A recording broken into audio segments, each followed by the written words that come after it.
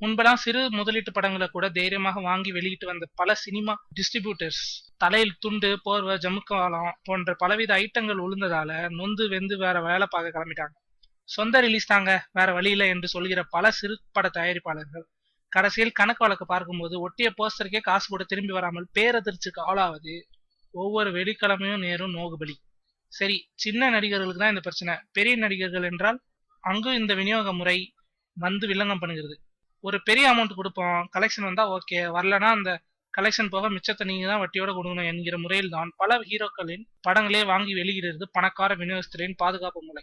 இங்குதான் எம்ஜி என்ற ஒரு முறை இருக்கிறது. அதாவது மினிமம் கேரண்டி. ஒரு ஏரியாவின் விலை 50 லட்சம் வச்சுக்கொள்வோமா, அந்த பணத்தை கொடுத்து விட்டு படத்தை வாங்கி கொள்வார்கள். 50 லட்சம் கலெக்ஷன் ஆகிற வரைக்கும் அது விநியோகஸ்தருக்கு. அதுக்கப்புறம் கலெக்ஷன் ஆகும் ஒவ்வொரு ரூபாயும் விநியோகஸ்தருக்கு பாதி, தயாரிப்பாளருக்கு பாதி. இந்த முறை அநேகமாக தமிழ் சினிமாவில் ஒளிந்தே போய்விட்டது. ஷூர் ஹிட் என்று நம்புகிற படங்களுக்கு மட்டும்தான் இந்த முறையில் வாங்குவார் விநியோகஸ்தர். சிவகார்த்திகேயன் ரெமோ படம் இந்த முறையில் தான் விற்பனை ஆகி வருகிறது.